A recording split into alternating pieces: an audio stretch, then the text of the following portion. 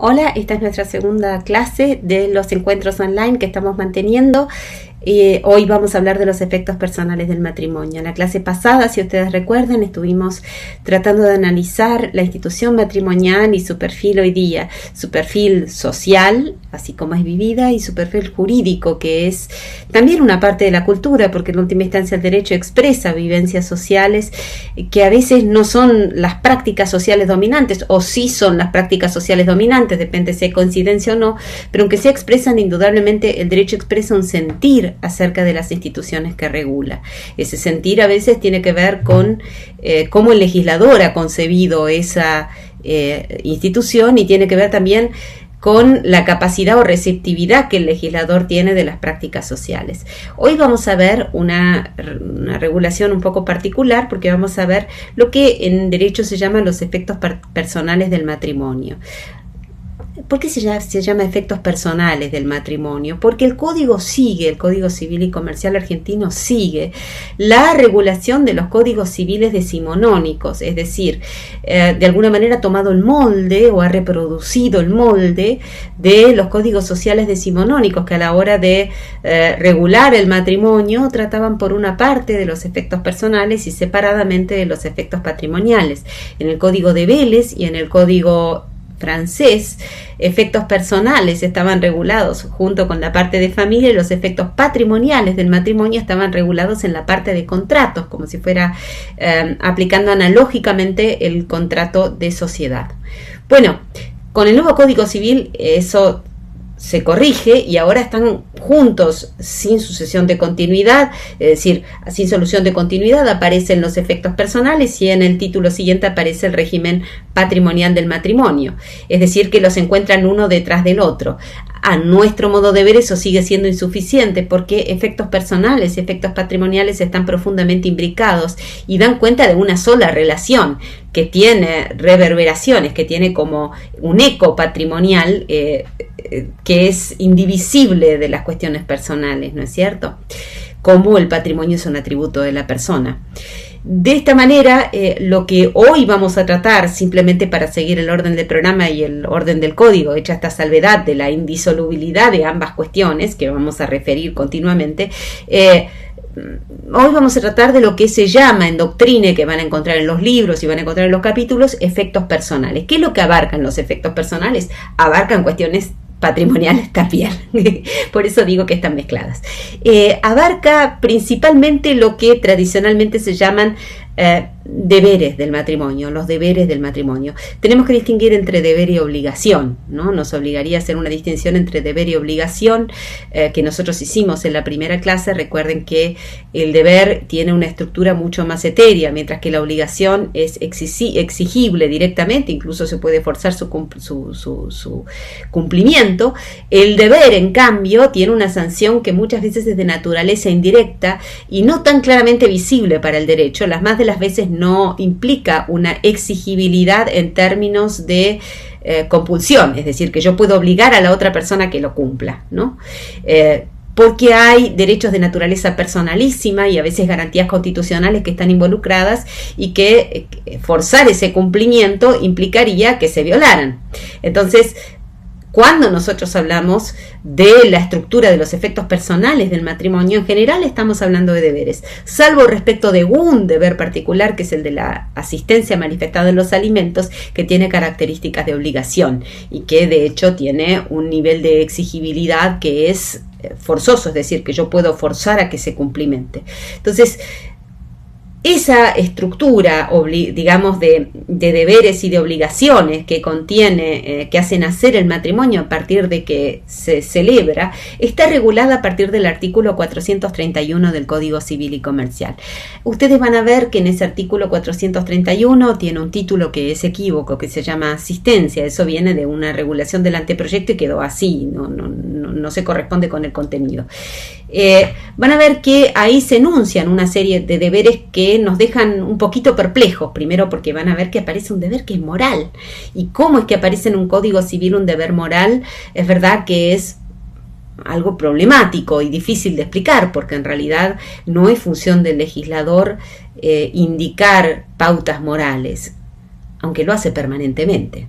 porque siempre que el legislador establece una pauta jurídica, está transmitiendo algo que para el legislador, desde su perspectiva, es un valor, ¿no?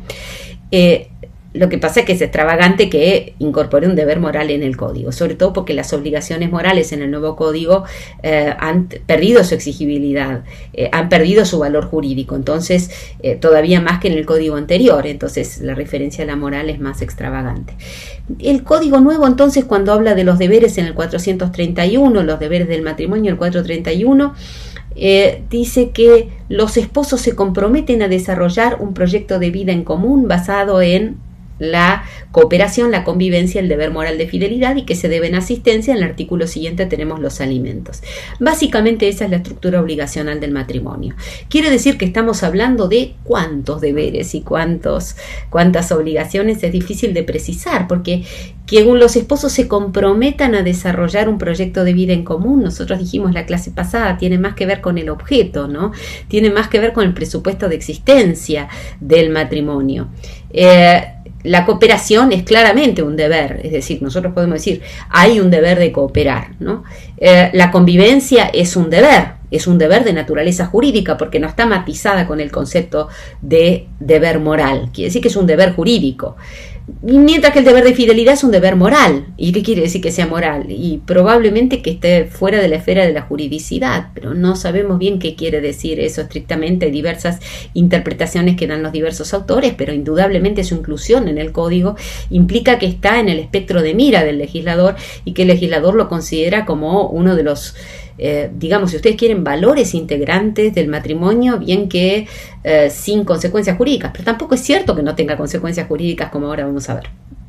Y finalmente el de asistencia mutua, que es el de asistirse en la enfermedad, se refleja de alguna manera en esa promesa de que el matrimonio no está para las buenas y para las malas, aunque hoy en día eso se verifica cada vez menos. Finalmente aparece la obligación de alimentos, que está desglosada y que ustedes encuentran en el artículo 432. Van a ver que en el 432 específicamente se aclara que los alimentos son una obligación y tienen un rango suplementario, digamos un estatuto suplementario de regulación, que es la obligación de los alimentos entre parientes. Muy bien, ahí estamos. Detengámonos un minuto en los deberes del 431. Nosotros dijimos que en principio parece que son el de forjar un proyecto de vida en común, que no sabemos bien si en realidad es propiamente un deber o cómo se materializa ese deber, más bien parece ser propio del objeto del matrimonio. La cooperación, es decir, que ambos cooperen en el sustento de la casa, y esta cooperación, este deber de cooperación, tiene un eco de naturaleza patrimonial en lo que se llama deber de contribución, que ustedes van a ver en la clase próxima en el régimen patrimonial del matrimonio. Es decir, cooperación tiene eco en el deber de contribución. Luego aparece la convivencia, y la convivencia significa, en principio, vivir juntos, pero vivir juntos tiene una valencia que ustedes van a ver que la doctrina está discutida, es decir, cuál es el alcance de ese vivir juntos, todavía no lo tenemos muy claro. Ya había una jurisprudencia que lo había suavizado, y aparece este deber moral de fidelidad que no pareciera ser exigible jurídicamente, pero que bueno, está ahí enunciado y nos genera polémica. Y el deber de asistencia, que implicaría eventualmente la posible comisión de un delito de abandono de persona en la hipótesis en que la falta de asistencia fuera muy marcada. Los alimentos, que tienen una obligación propia. Entonces, saquemos el proyecto de vida en común, que si ustedes quieren es en realidad un deber englobante, es decir, el proyecto de vida en común supone convivir, supone cooperar, supone asistirse, supone brindarse alimentos, ¿no es cierto? Si no, no hay proyecto de vida en común, es decir, si yo tengo una persona enferma en mi casa y no la asisto, no tengo ese proyecto de vida en común, lo estoy desmintiendo en la práctica. La cooperación, como dijimos, tiene consecuencias jurídicas. Esas consecuencias jurídicas implican que la persona que convive y que no coopera en ese matrimonio le es imputable en su masa patrimonial, la masa patrimonial de su titularidad, esa falta de cooperación. Es decir, se le imputa los gastos que esa cooperación hubiere rogado en su masa patrimonial a través de el deber de contribución que aparece en el régimen patrimonial del matrimonio. Quiere decir que es un deber de naturaleza jurídica, puesto que tiene consecuencias jurídicas que son de naturaleza exigible. ¿Qué pasa con la convivencia? Bueno, con la convivencia pasa algo semejante. Si yo no convivo, ustedes me van a preguntar qué es convivir. Bueno, muchas definiciones en la doctrina. En general, la convivencia se entiende que es vivir de consumo, es decir, significa que básicamente que vivimos en un mismo techo. Tanto así que algunos interpretan que es vivir de consumo con la intención de vivir de consumo. Quiere decir que si nosotros vivimos en la misma casa, pero vivimos como si estuviéramos separados, entonces no estamos viviendo juntos, estamos viviendo juntos como dos extraños, y eso en realidad no es convivir. Y ya hay alguna jurisprudencia de antes del código que había establecido esa diferencia entre vivir en un mismo techo de consumo, vivir de un mismo techo separados. Si uno convive, si uno está separado, entonces hay un régimen distinto que se aplica. Es decir, si está vigente el matrimonio, pero no está vigente la convivencia, eso produce una serie de efectos jurídicos inmediatos. Quiere decir que es un deber jurídico porque produce efectos jurídicos. ¿Cuáles son los efectos jurídicos que produce la falta de convivencia? Activar el régimen de separación de hecho. El régimen de separación de hecho permite un régimen especial de alimentos y digamos, a partir de la separación de hecho se fija retroactivamente la disolución de la sociedad conyugal, si se vive bajo el régimen de comunidad, e implica la pérdida de la vocación hereditaria e implica una alteración en el régimen de presunciones filiatorias. Quiere decir que tiene una cantidad enorme de consecuencias jurídicas no convivir, y que no cabe ninguna duda de que convivir es un deber jurídico. ¿Qué es lo que pasa con la fidelidad?